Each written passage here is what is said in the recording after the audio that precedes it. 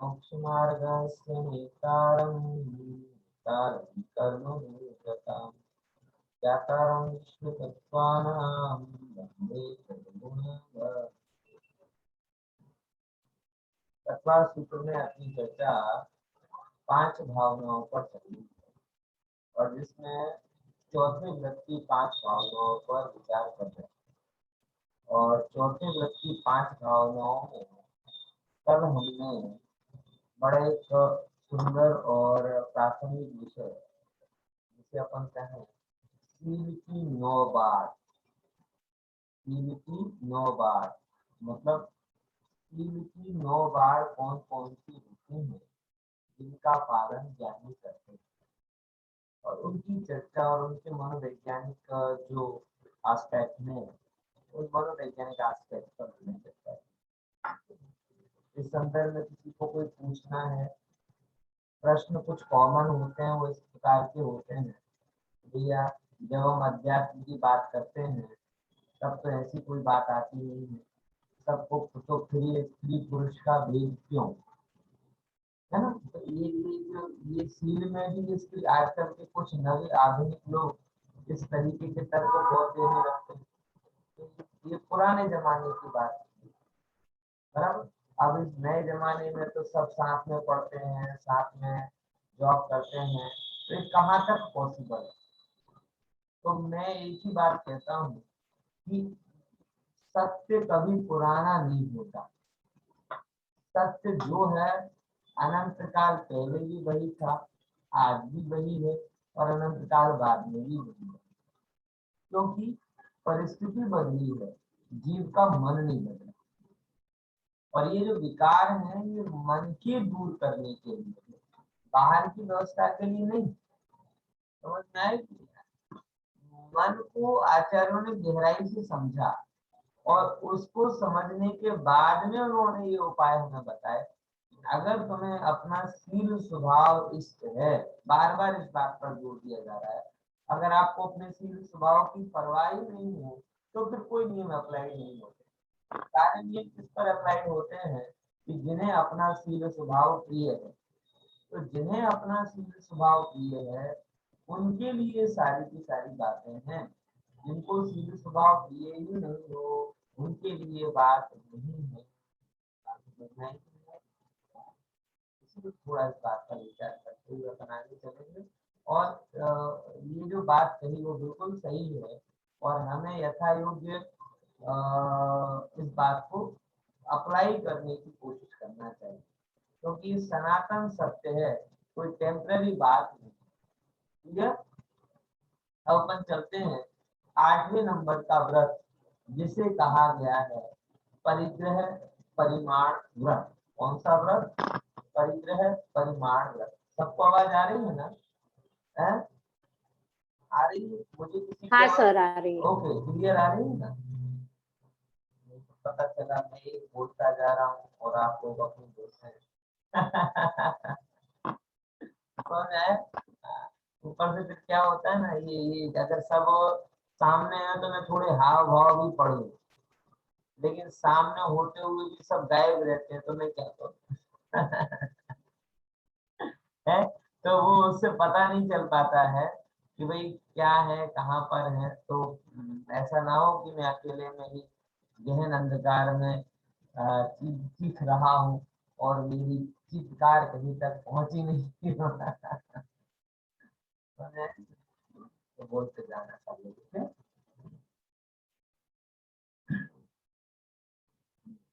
क्या हुआ, झगड़ा हो गया क्या? तो मीना भाभी ने अपना नया मोबाइल से अपना चालू अलग कर लिया। एक तो भावना भारी मीना भाभी। एक्चुअली हमने थोड़ा टाइम થી તમારો જે અવાજ છે ને એકદમ ક્લિયર છે, પહેલા આવતો તો એવો નથી આવતો, તો અત્યારે પણ છે પ્રોબ્લેમ એવો? હે લાઈટ એવું લાગે છે પણ એકચ્યુઅલી જે સ્ટાર્ટિંગ માં એટલે જે 15-20 દિવસ પહેલા મહિના પહેલા જે તમારે થોડું ચેન્જીસ થયા છે પછી જે ક્લેરિટી છે ને એ થોડી ડાઉન થઈ ગઈ. ના વાત બરાબર છે, વચ્ચે કટ થાય છે અને ધીમો અવાજ આવે છે. અવાજ ધીમો આવે છે અને કટ થાય છે પાછું. ઓકે, એક મિનિટ જરા આપણે એકાદ કંઈક સ્ટીરિયો કરીએ તો હવે કેવું આવે છે બોલો? બેટર છે? હા પેલા કરતા ફરક પડ્યો. કેમ કે હવે મેં એના એક ઓપ્શન બદલ્યો છે, હેડફોન બોટ રોકર સ્ટીરિયો કર્યો છે. સ્ટીરિયો બરાબર ને? એનાથી સારું આવે છે. તમારી અવાજ તો મને બેટર આવે છે. હવે કેવો છે જીતેનભાઈ? હા બરાબર જ. કઈ સારું સુધાર લાગે. થયો કે એઝ ઇટ ઇઝ છે?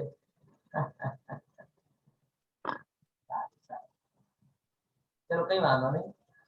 લગભગ જે છે એ વસ્તુ આપણે વિચારી લઈશું. કેમ કે આમાં શું અમુક જગ્યાએ જો કદાચ ઓપ્શન બદલવા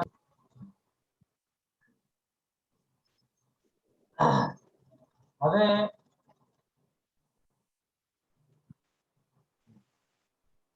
જે વાત આપણી ચાલે છે એમાં હવે આગળની વાત આવશે. કઈ વાત? कि जो परिग्रह परिमाण व्रत है उस परिग्रह परिमाण व्रत के पालन के लिए कौन सी भावना भानी चाहिए? देखो 3 चीजें होती, हमेशा 3 चीजों को मैं बताता हूँ। एक तो होता है बेस, दूसरा होता है उसके अकॉर्डिंग थॉट्स, और तीसरा होता है उसको बचाने वाली चीज। डॉक्टर होता है ना, डॉक्टर सबसे पहले क्या देता है आपको? दवा देता है। देता है कि नहीं देता? दवा देने के बाद में वो ये कहता है कि अपने मन में पॉजिटिव थॉट्स रखो, बोलता है ना डॉक्टर।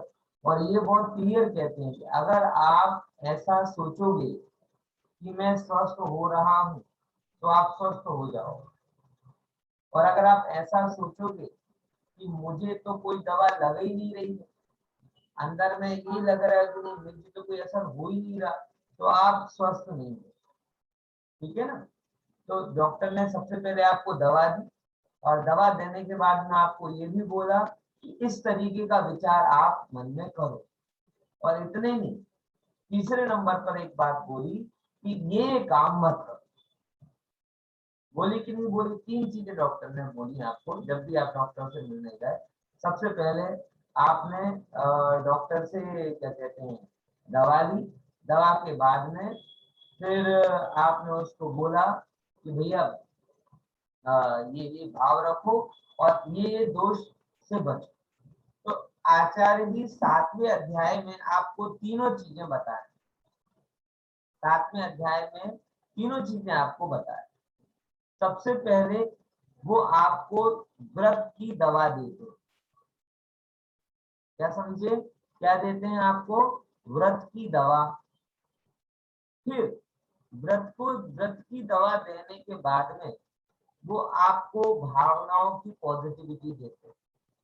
अगर आपको व्रत में टिके रहना है तो ऐसे ऐसे भाव करोगे तो टिके रहो। जब भी आप देखोगे कि अगर आपका कोई पतन होता है, दाखला तरीके अगर कोई भ्रष्टाचार करे सरकारी नौकरी में, तो सबसे पहले उसके अंदर में भाव क्या आएंगे? सबसे पहले उसके अंदर में ये भाव आएंगे कि भाई सब लोग भ्रष्टाचार करते हैं, महंगाई इतनी है, सरकार कम पगार देती है। पहले देखो, करप्शन करने के पहले वो अपने आप को मन से तैयार करता है। करता कि नहीं करता? विचार करके देखो, माता बहनों ने जब साड़ी की बजाय घरों में पहली बार ड्रेस पहनना चालू किया था अपने भारत में, तो सबसे पहले क्या भाव किया था? विचार करके देखो।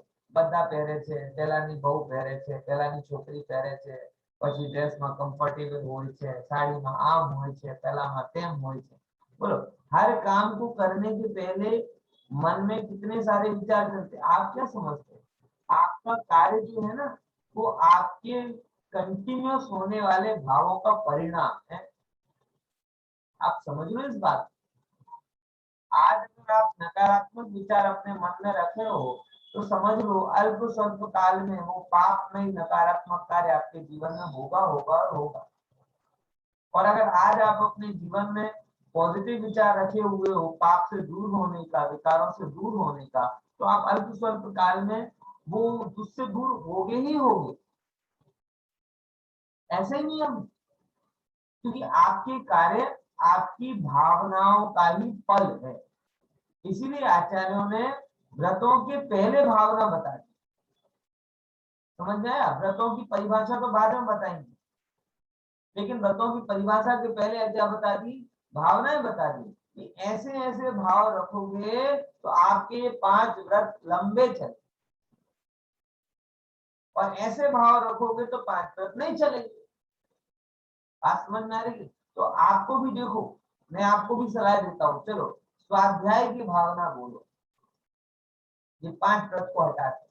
अगर आपको स्वाध्याय में टिके रहना है तो आपको कैसे भाव करने चाहिए, थोड़ा सा अपन एक्सरसाइज कर लेते, इससे आपको भावनाओं की वैल्यू समझ में। आप ये सोचो, शास्त्र तो कितनी बार पढ़ चुके, क्या फायदा है? बोलो, ऐसा भाव मन में होगा तो आप पढ़ पाओगे क्या?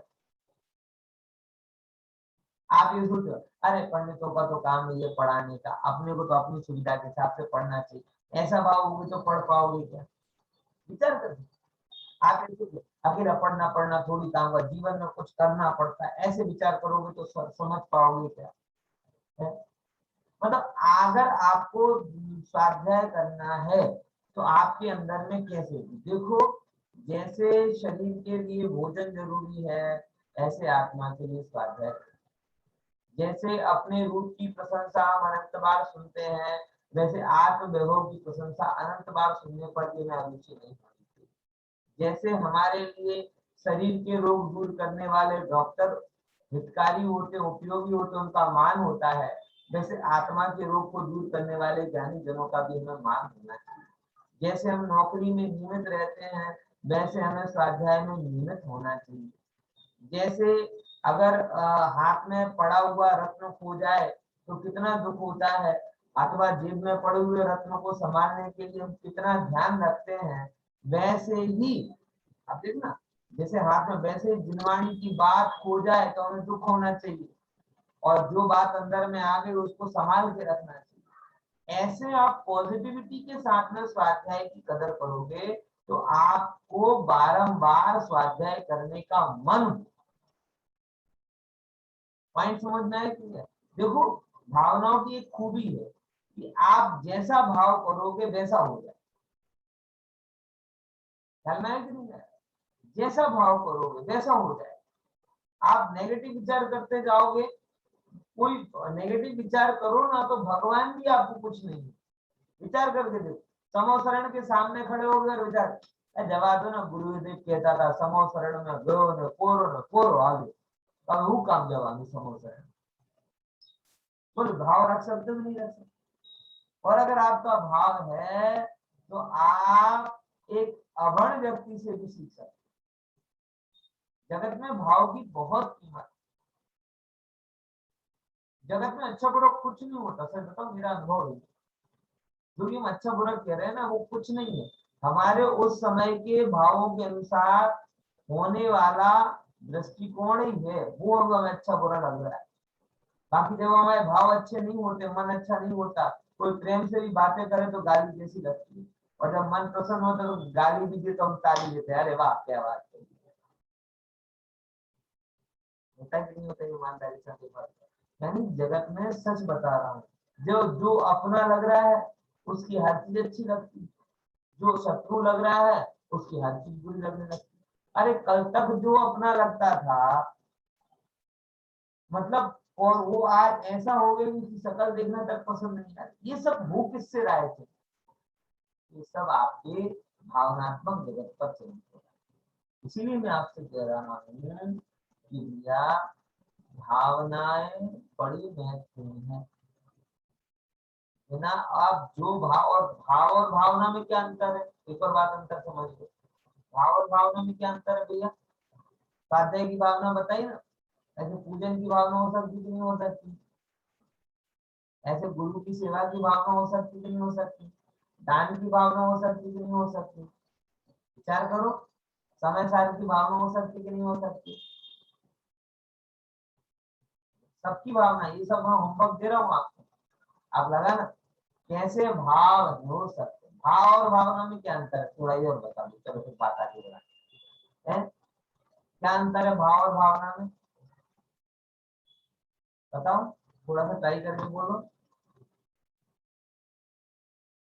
हाँ जितन भाई बोल रहे, बोलो बोलो। हाँ बोलो कुछ ही।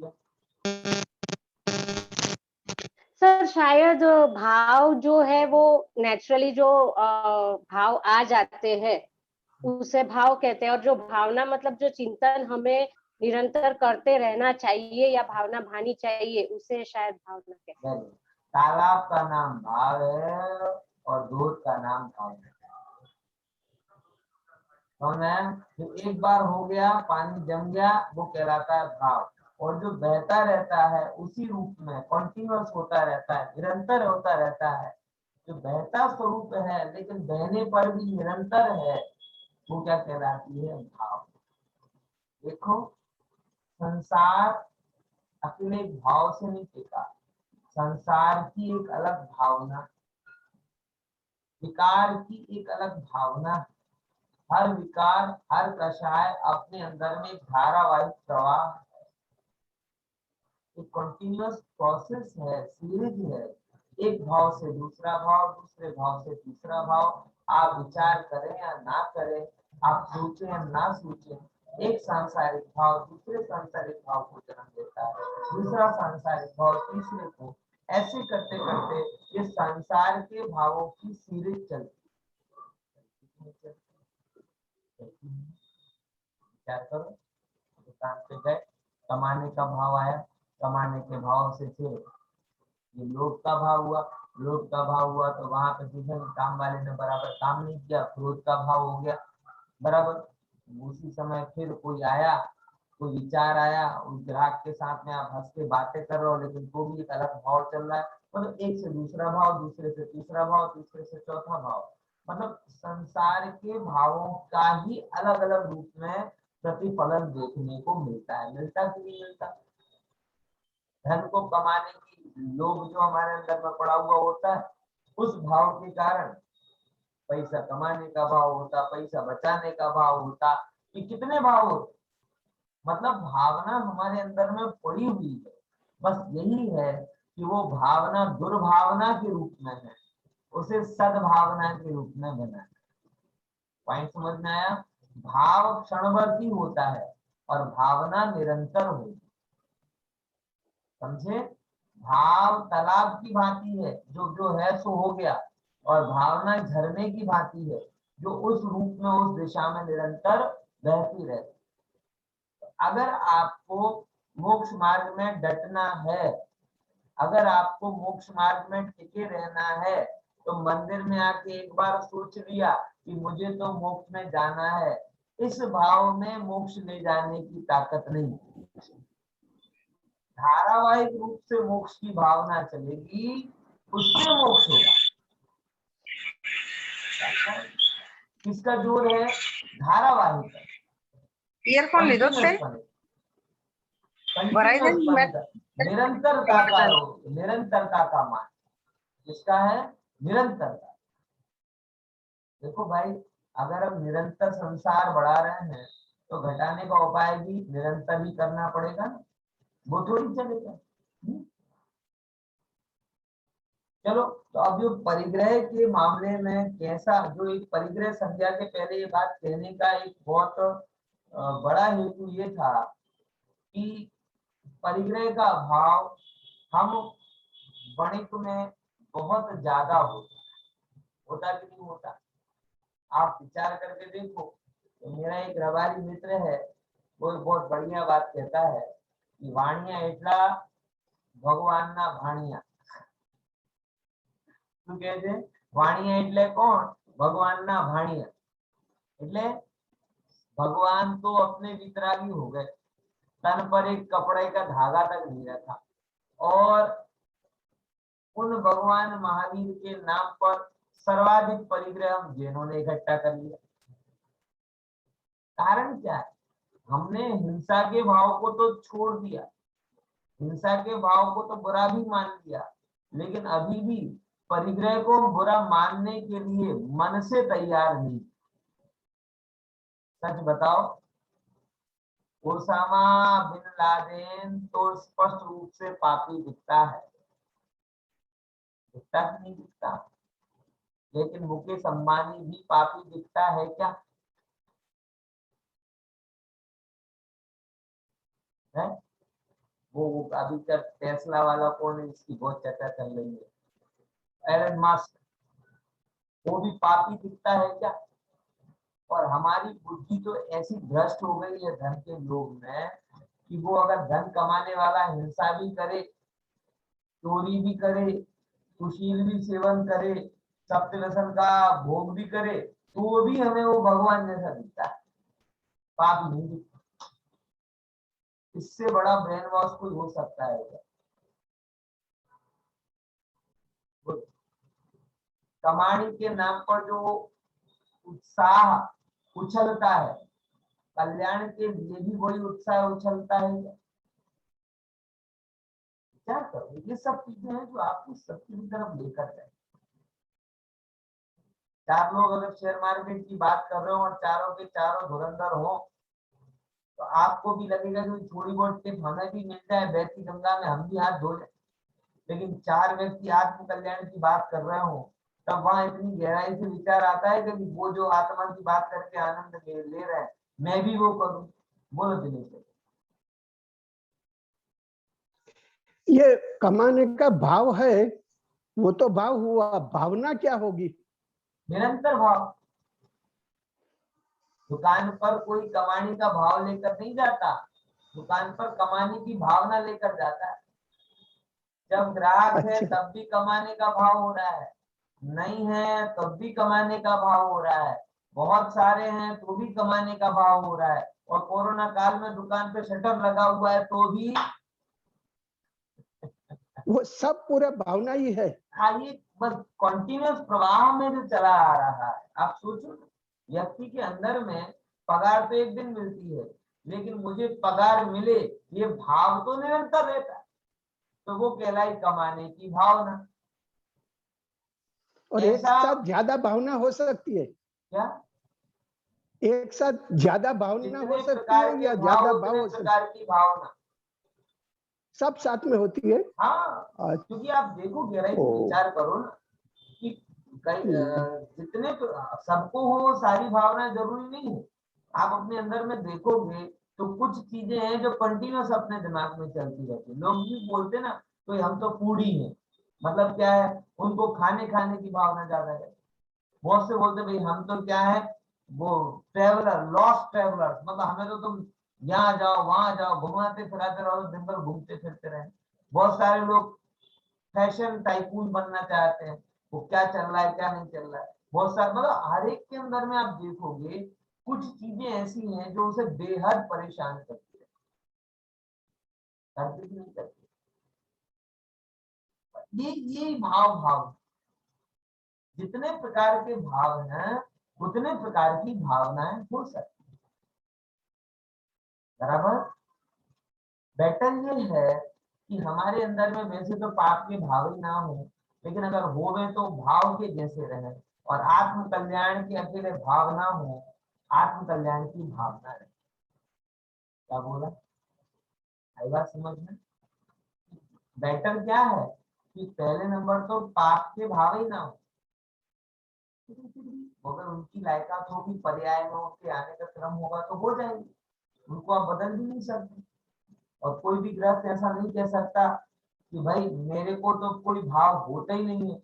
वो अगर ऐसा बोले तो उसका समझ लेना कि झूठ का भाव है और कपट की भावना समझा? क्योंकि गृहस्थ अवस्था कहलाती वो है कि जो पापमयी हो, तो जो है उसका निषेध नहीं करना, ठीक है, हमारी इतनी ताकत नहीं है, हमें गुस्से ही ना आए, हमें हिंसा हो ही नहीं हमसे, हमको विकार आए ही नहीं। देखो भाव है तो ठीक है, कोई बात नहीं है तो है। तो अभिप्राय अपना ये होना चाहिए कि पाप के भाव भाव के रूप में रहे और आत्म कल्याण का भाव भावना में बदले। समझ में क्या बोला, ये लाइन समझ में आई? क्या अभिप्राय होना चाहिए हमारा कि पाप के भाव भाव रूप में रहे और आत्म कल्याण की भावना भावना में बदल जाए। मतलब जीव को अगर आत्म कल्याण करना है, ये भाव निरंतर हमारे अंदर में पड़े रहना।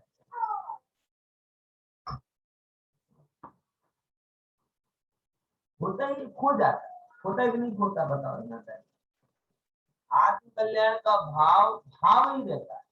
कभी कभार पंडित जी आपके बात सुनते हैं ना तो रोआटे खड़े हो जाते हैं, फिर क्या होता है,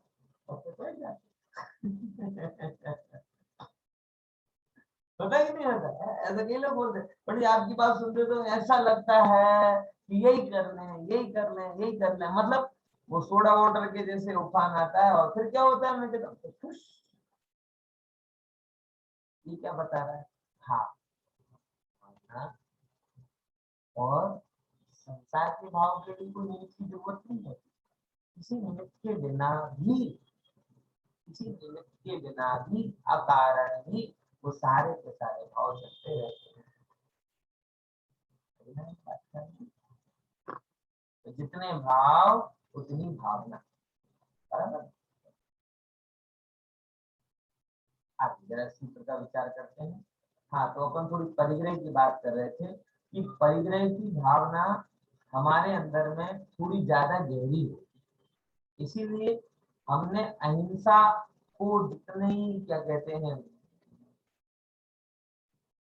हे दृष्टि से देखा है, परिग्रह को उतनी हे दृष्टि से नहीं देखा। इसलिए हिंसक जीव हमें बुरा लगता है, उसके जैसा तो हम बनना नहीं चाहते, लेकिन परिग्रह वाला जीव हमें बड़ा अच्छा लगता है। और सच बताऊं तो ईर्ष्या में जले जाते, हम अपने पुत्र पुत्री को, बेटे बेटी को हिंसक के साथ शादी नहीं करना चाहते, लेकिन परिग्रह वाला तो हम ही चाहिए, बोलो। और उसके लिए क्या शब्द देते हैं, पैसा टका सुखी हो जो है, बोलो। मतलब पापमयी आप देख रहे हो, क्या देख रहे हो, पाप, यानी अंदर का वो श्रद्धान बराबर बता रहा है कि अभी भी हमें उसमें दुख की बात दिखाई नहीं दी। जब तक हम इस बात को मूल से नहीं सुधारेंगे कि जैसे आत्मा के लिए हिंसा बंध का कारण है, वैसे आत्मा के लिए परिग्रह भी बंध का ही कारण है। हमने तो छठा अध्याय पढ़ लिया है, तो छठे अध्याय में नरक गति के आश्रम के कारणों में किसे लिया था, बोलो किसे लिया था, याद है सेन भाई, दिनेश भाई, किसे नरक का कारण लिया था, बोलो खुशी बहन। बहुत आरंभ और बहुत परिग्रह लिया था, है? मतलब की बात तो पंडित जी हम बेमतलब की बात याद नहीं रखते, मतलब की बात याद रखते। हाउ टू बी बिलीनियर हमको बहुत अच्छे से याद होगा, लेकिन व्यवहारम परिग्रह तो हमें याद नहीं होगा। व्यवहारम परिग्रह तम नरकस्य अहिंसा, ये हमको याद नहीं होगा, लेकिन how to be a billionaire best selling book है, करोड़पति कैसे बने बेस्ट सेलिंग बुक है, ये सब हमें याद रहेगा। लेकिन ये जो बेस्ट बेस्ट है, ये नरक गति का ले जाने का कारण है, ये हमें उतना याद नहीं रहता। उसके लिए क्या सुधार करना पड़े कि हमारी दृष्टि सही चले, तो उसके लिए सूत्र दे रहे हैं, मनोज्ञा मनोकेंद्रीय विषय, बोलो बोलो बोलो जरा, मनोज्ञा मनोकेंद्रीय विषय, मनोज्ञा मनोगेंद्रीय विषय, सबको एक साथ अनम्यूट करना पड़ेगा, किसी की आवाज नहीं आ रही। मनोज्ञा मनोकेंद्रीय विषय, अच्छा वो, अच्छा मैं डिस्प्ले नहीं कर रहा हूँ, इसके लिए नहीं दिख रहा है, चलो मनोज्ञा मनोकेंद्रीय विषय, बोलो मनोज्ञा मनोकेंद्रीय विषय, राग द्वेष वर्जनानि पंच, राग द्वेष वर्जनानि पंच, जैसे बोलो मनोज्ञा मनोकेंद्रीय विषय, मनोज्ञा मनोकेंद्रीय विषय, मनोकेंद्रीय विषय, राग राग द्वेष द्वेष वर्जनानि पंच। अब इसमें क्या कहते हैं, जरा गंभीरता से अपन विचार करते हैं।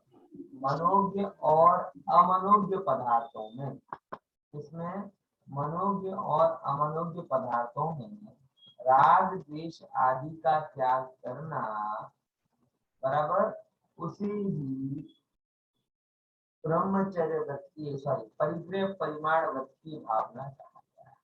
कौन सी दो बातें कही, मनोज्ञ और अमनोज्ञ विषयों, राग द्वेष का त्याग करना। मतलब मनोज्ञ मतलब जो मन को अच्छा लगता है, अमनोज्ञ मतलब जो मन को बुरा लगता है। थोड़ा विचार करते हैं, मन को क्या अच्छा लगता है और मन को क्या बुरा लगता है। देखो, मन को छोड़ो, इसको ऐसे समझो, हमें क्या अच्छा लगता है। जो चीज आप नियमित करते आ रहे हो, जिन संपर्क में आप देखो ना, कोई भी व्यक्ति कहाँ रहना चाहता है, जहाँ वो रहता है वहीं रहना चाहता है। क्या करना चाहता है, जो वो करता है वो भी करना चाहता है। नया काम करना, नई चीजें करना, ये थोड़े टाइम अच्छा लगता है, लेकिन अगर व्यक्ति का नियमित निरंतर स्वभाव देखा जाए तो निरंतर स्वभाव में जो वो करता है वही उसे अच्छा लगता है। और फिर एक दो दिन के लिए अच्छा लगता है, बाद में अच्छा नहीं लगता। इवन में लाखों के टूर में भी अगर जो व्यक्ति यूरोप यूरोप जाते हैं ना, तो उसके बाद होम सिकनेस फील करने लगते हैं 8-6-7 दिन के बाद। अब यूरोप का टूर तो 15-16 दिन का होता है, लेकिन 6-7 दिन के बाद, 8 दिन के बाद में होम सिकनेस फील होने लगता है। હવે તો ઘરે જઈએ તો સારું। અને ઘણા લોકો તો એમ કહે છે, હવે તો નક્કી કર્યું છે ફરવા જવાનું તો 6 દિવસથી વધારે જવાનું જ નહીં, ઘરની યાદ આવી જ જાય। આવી જાય કે નહીં આવી જાય? ખ્યાલમાં આવે છે? એટલે શું બતાવે છે, જે જગ્યાથી તમે ફર્યા છો એ જ વસ્તુ તમને ગમે। હવે મનથી પૂછો કે ભાઈ તું ક્યાં ક્યાં ફરીને આવ્યો, તો मन એમ જ કહેશે કે ભાઈ મેં તો બહુ કંઈ કર્યો નથી અનંતકાળમાં। અનંતકાળમાં જ્યારે જ્યારે મને મન મળ્યો ત્યારે ત્યારે મને રાગ ગમ્યું, ભોગ ગમ્યા, કશાય વિકાર ગમ્યા, એને સિવાય બીજું કંઈ મને ગમ્યું નથી। એટલે મને કોનું અનુભવ છે? બોલે મનને રાગ દ્વેષ કશાય વિકાર પાપો નો જકાર અર્થમાં બોલ્યું, કોનો અનુભવ છે? એનો। તો એને નેચરલી શું ગમશે? એ જ ગમશે, બીજું કંઈ ગમશે નહીં। એક વસ્તુ આચાર્ય કીધી તો એ ચોથી ગાથામાં કે જીવને કામ ભોગ બંધનની કથા સુલભ છે, કરેલી છે, માટે ગમે છે, અને એનાથી ભિન્ન ભગવાન આત્માની વાત સાંભળી નથી, માટે ગમતી નથી। સમજમાં આવે છે? અને ઉપરથી પછી એમ કે એક દિવસ સાંભળે પછી કે સમજમાં આવતી નથી માટે સાંભળતો નથી। અરે ભલા માણસ, મારા ક્લાસમાં ઘણા લોકો, એક બે લોકોને કહું કે ભાઈ કેમ નથી સાંભળતા પહેલા જોડાતો, બોલે પણ એ શું કર્યું, બહુ સમજમાં આવતી જ નથી। ભાઈ સમજશે તો સમજમાં આવશે, ના સમજ પડે એવી વાત નથી, સમજ પડે એવી જ છે। બરાબર છે? થોડુંક રાખવું પડે, તમે ધૈર્ય રાખવું પડે। તો મનથી જો તમે જશો તો મનને શું ગમે?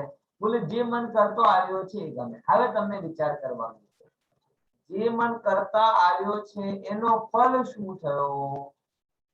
મનને ગમાડીને તમે જો કામ કરો તો અત્યાર સુધીમાં ગમતું કર્યો છે એનો ફલ શું મળ્યો? ગમતું કર્યું એનો ફલ ગમતું મળ્યો કે અનગમતું મળ્યો? મને આટલું બોલો। अच्छा लगे गमतू कर्यु एनो फल शू मळ्यो? गमतू मळ्यो के अनगमतू मळ्यो? गंभीरता के साथ विचार करोगे तो आपको पता चलेगा अच्छा लगा, उसका फल अच्छा नहीं मिला। हुआ कि नहीं हुआ? 4 गति 84 लाख योनियों में शरीर में, आत्मा में, संयोग के रूप में सर्व प्रकार से कितने दुख इस जीव ने उठाए, ये सब किसका फल है? गंभीरता के साथ आप विचार करोगे तो पता चलेगा ये सब गमता करवानुं फल छे, अने ए गमतानुं फल अनगमतुं मळ्यो छे।